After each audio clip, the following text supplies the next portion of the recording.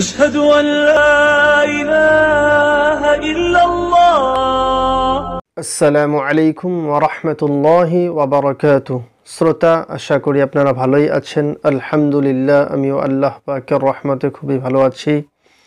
আজকে আমরা আলোচনা করব কোরআন শিক্ষার সহজ পদ্ধতি পর্ব নাম্বার 19, অর্থাৎ হরুফে মুকাত্তাআত।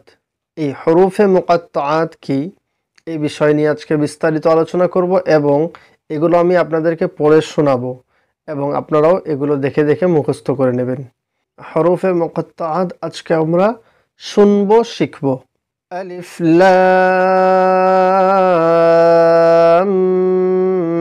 মিম, আলিফ লাম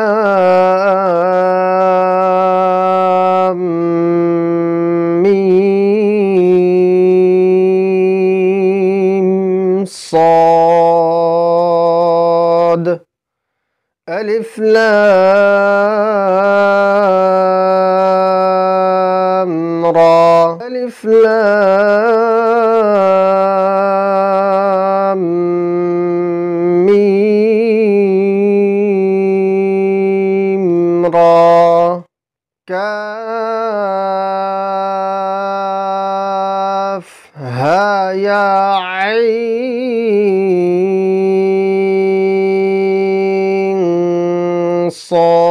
صاد، طه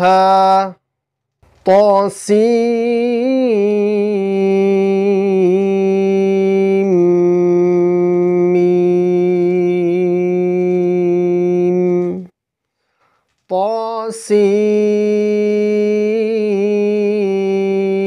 طاسين ياسين صاد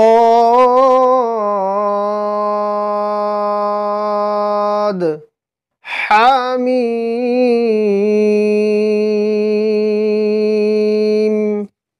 حميم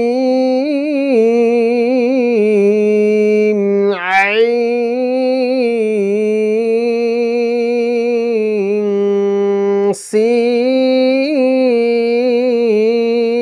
سين قاف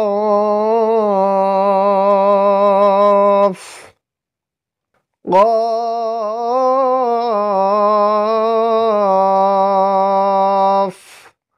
নুন।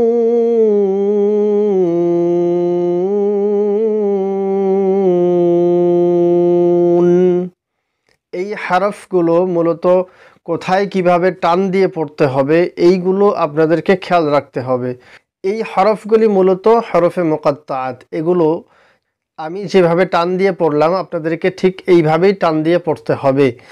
এবং আমি হা মিম আইন সিন কফ, এই যে 5টি হরফ আমি বললাম, এই 5টি হরফ আমি হরফে মুকাত্তাআতের মধ্যে যখন পড়ব তখন হা এক আলিফ টান হবে।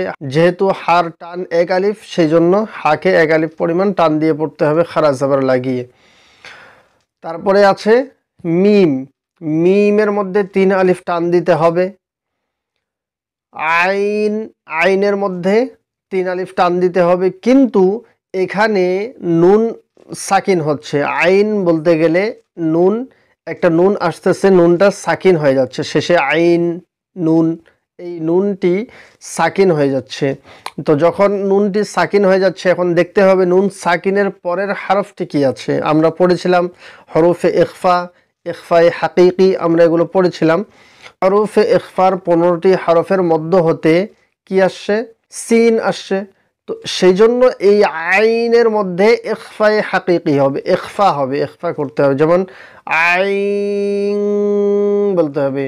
তারপরে দেখতে পাচ্ছেন সিন, যখন আমি উচ্চারণ করলাম সিনের মধ্যে 3 আলিফ টান, 3 আলিফ টান দিয়ে আমি কি করলাম, ইখফায়ে হাকিকি করলাম। কেন? কারণ নুন সাকিন হচ্ছে, সিন বলতে গেলে নুন সাকিন হবে। নুন সাকিনের পরের হরফটি কি আছে, কফ আছে। তো সেই জন্য সিনের মধ্যে ইখফায়ে হাকিকি করলাম, ইখফা করলাম মোট কথা।